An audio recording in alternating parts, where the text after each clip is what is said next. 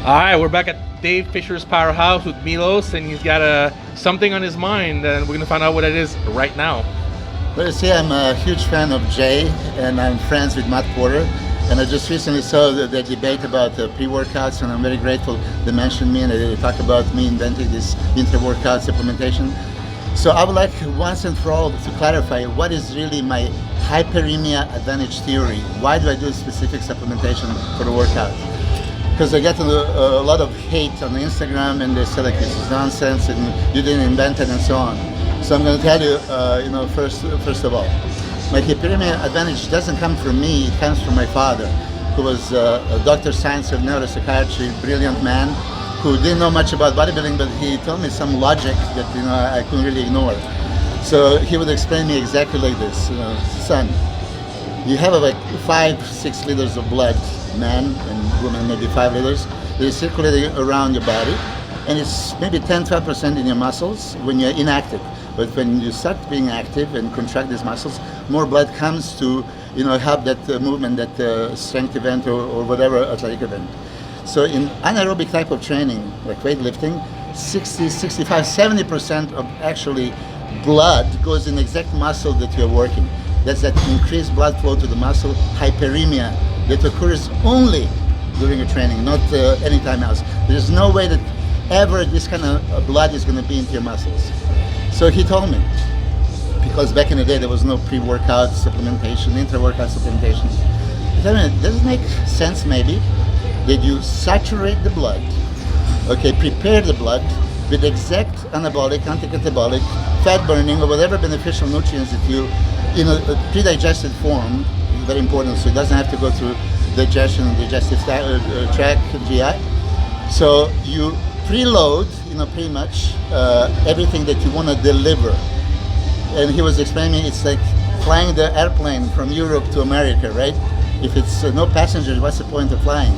So he said now you fill it up with the maximum amount of passengers, all the essential amino acids, creatine, glutamine, citrulline, beta-alanine, L-carnitine, you name it. I'm not going to promote any supplement line here. I just want to tell people, start thinking what you want to have in your blood before you're going to deliver it to the muscle that you're going to be working out. Jay and Matt talk about stimulants. I don't like stimulants. What goes up must come down. You're going to burn your adrenal glands and all that stuff. So it's not about pre-workout to get, amped up. No. It's something that maybe creates, more vasodilatation to saturate with the right nutrient blood that is going to go now into the muscle you're going to be training. Every muscle contraction opens up the cell. So whatever is in the blood can be now inserted into the muscle cell or muscle fiber of the muscle that you're training. Jay mentioned that even back in 2001, he was drinking like Gatorade during the training. And he loved it. I know John Brown, one of my idols back in the day, he didn't even know, but he was drinking Kool-Aid. 2 gallons of Kool-Aid a day, and especially during the training because it was hot, California, so he would just be pumped up like crazy, not even knowing. So now, what happens when you have that glucose? Simple dextrose is just fine. I'm going to touch that subject later. Or some high molecular weight glucose polymers, whatever is fancy, from Vitargo to Maxiwase to cyclic dextrin, whatever else. The bottom line is glucose is what you need. So once your blood sugar levels start increasing, your pancreas releases insulin. Insulin is going to insert whatever is in the blood in the first available tissues. Blood is where? In the muscle. You're doing all the muscle contractions. Now, only place that can go is exactly into the muscle cells of a muscle that you're training. So that's my hyperemia advantage theory. I would first saturate the blood, and then during a training, I would have in between my sets. First, we're going to start with some heavy-duty hypertrophy, specific fast-twitch fiber. Let's talk about specifically myofibro hypertrophy, mechanical tension, muscle damage, you name it, stretch overload, heavy, right? Because people think that we don't do anything heavy. But then you're going to do that sarcoplasmic hypertrophy or metabolic stress, volumization, just like putting, inserting anything that you can. Crazy pump. light. Okay. They say why giant sets. Okay, because I hit that muscle from every angle, every stance, every tempo, type of muscle contraction. So now you have that even increased hyperemia. More blood is coming in, and blood is super saturated with everything that you want to insert into the muscle. So exercise physiology back in the day was teaching us, okay, you just go to the gym, blast your muscle, create those microtastic muscle fibers. It's going to be that immune response, macrophages, blah, blah, blah. So you're going to now replenish. But you're going to drive your body into catabolic state. Catabolism is medically alarming. Any critical catabolic patients, immediately let's take care of them. So my father would ask me, why would you train twice a day and twice a day catabolize your body?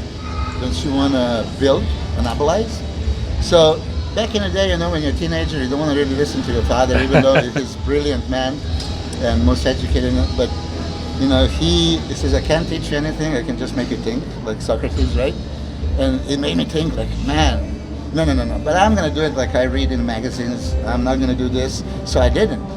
And then, curiosity, came to me, and I had some essential amino acids. I had some dextrose in Serbia back in the day. I said, let me, and boom, instantly. So now, for all the people that are criticizing me on Instagram or Facebook or whatever forums, and they say like, doesn't make sense. You tell me. It makes more sense to come to the gym unprepared and deliver what I call empty blood, just destroy. Or you want to saturate that blood, and as this blood is now going to the muscle that you're going to be training, and these essential amino acids are there, and ATP is there, the creatine, and anything, L-carnitine can be pushed and burn some fat as well. What is more beneficial? I did it myself and with hundreds of others, and I know it works. Now, some of the scientists are going to come to me, but Milos, you don't have a double-blind university study, right? Let me tell you about double-blind studies. First of all, if I take you two, Matt is here right next to Dave, who's taping, and we're going to do now a university study. Do I have you in quarantine that, I watch you 24 hours a day and I know exactly what you do? Or I would just tell you, eat this, sleep that much, train, like whatever, and then we're going to monitor your progress.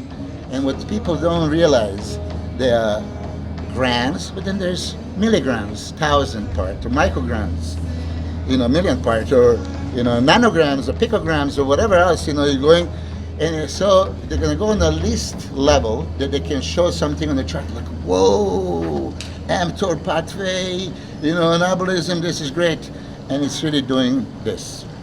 Do I have to do double-blind university study that grass is green, open the eyes, look at the grass, sky is blue, water is wet, right? So I didn't do the university study for my hyperemia advantage. But I was a guinea pig myself, my training partner, and many of my athletes, and a lot of people that follow me around the world, and they accept this theory. So I don't want to try to convince you. I just want you to ask yourself a question: what is more logical, to become anabolic, or to keep breaking down? On that note, my father was, making a sarcastic joke.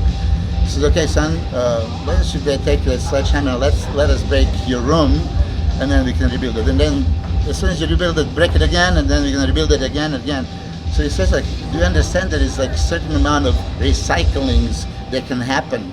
Why would you break it down until you demolish? No. What I want to do when I come to the gym, I want to stimulate the muscle to grow. This is why I do the training the way I do it. But I always do it with specific supplementation. Hyperemia means increased blood flow. Hyperemia advantage system is that you're taking advantage of that increased blood flow to the muscle. So I just did the interview also for SAP's movie with Alex Ardenti, and as I told him that I pioneered this inter-workout supplementation, which Matt and Jay actually gave me credit for. He said, oh, Milos, but a lot of people claim that they did this. I don't know, nobody that did it before me. There was some people using BCAAs, branched aminos, inter-workout, but again, for wrong reasons. use BCAAs to spare muscle glycogen, spare your muscle. But what I do to use amino acids instead of for growth as a fuel. For me that's nonsense. And for all the people that are against carbohydrates during a training, what fuel do you use in the anaerobic type of training like weightlifting? Fatty acids or glucose? You use glucose 100%. So either you're going to have a glucose available from your carbohydrate that you're eating, carbohydrates that you're drinking during a training, glycogen storage, stored in the muscle and liver, or you're going to use amino acids to be converted into the glucose. Amino acids either from your protein that you're taking, amino acids that you're drinking, or the worst case scenario, to break down your muscle tissue and get amino acids from your muscle, lose muscle, to have enough energy for a workout. Nonsense. So this is my pre-intra. Post-workout, also Jay and Matt mentioned something, I don't follow this, that now a lot of people are talking against this window of opportunity and post-workout shake, it's not necessary or whatever else. And Matt said he has a very good product that basically he had to discontinue because a lot of people, don't want to use it. 6-hour window after, strenuous physical activity like intense training in the gym, puts preference of muscle to be repaired. So everything that you take in this first 45 minutes, 1 hour is mostly going right back in, and then for 6 hours later. So post-workout supplementation absolutely work. I was always taking, simple, fast absorbing protein, whey protein, hydrolysate, preferably. But some of my athletes tell me, but Milos, why do you not recommend essential aminos?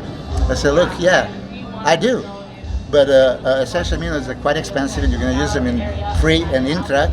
Post-workout, you're going to need all the additional essential and non-essential amino acids. So I'm all for it. And whey protein is absorbed very quickly, 20-25 minutes, right? So why not bother with this? Interestingly, Jay also mentioned that he was eating some candies post-workout. Candy corn. Yeah. And I think Matt says also, I cannot remember exactly what. Mountain Dew. Yeah, I mean, my thing was, I was giving all my guys post-workout.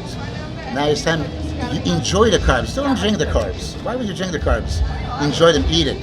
So, Dennis would like waffles and pancakes with jam and syrup and all that stuff. Great. We then created the cookies, actually, oatmeal, banana, dates, raisins, dextrose, like, oh my God. And somebody told me, man, if I need a glucose, can I just have some candies? And I said, you can see 10, 15 years ago, I was saying, yes, if that candy has no fats, right, have it, because what you need is the glucose. Now, this is also maybe a touchy subject, but I'm going to say it because I was first one sold on Karolinska University study of a high molecular weight glucose polymer that is so beneficial as we target at the time, right? It's absorbed, it's osmolytically, it's faster to be absorbed, it's fast gastric emptying and all that stuff. And, I bought it. The whole theory, and I started advertising and I started using it in my products, but then... I know that story. Yeah, there was Dennis James, Dennis Wolf, Hidetada, Sylvia, and my staff in the gym ran out of it, and they couldn't tell me because they knew I was going to be pissed off. So for like about 3 days before the Vitargo came, they were just using dextrose, the same amount. None of them, me included, felt the difference. And then I started, thinking like, hold on a second. Dextrose is monosaccharide, exact glucose molecule, one molecule.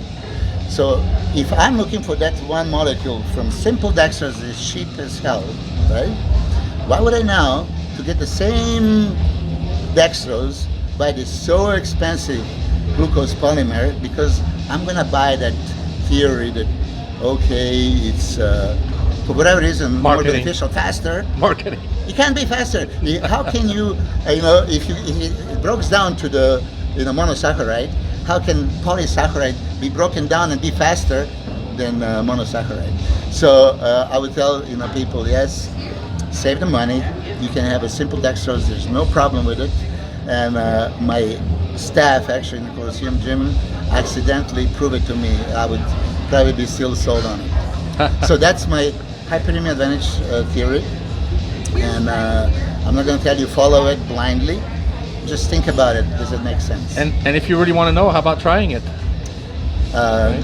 So the best thing always is have an Bruce open mind. Lee said this, and I quoted him many times: observe, learn, accept what is useful, discard what you find useless, and create whatever is your own method, diet, training style. Doesn't matter what it is. So my supplementation is for this reason. My training is also for the reason that I explained. So you might not agree, but I do this for 20 years now. There you go. And that's what was in your mind today. Thank you so much. All right.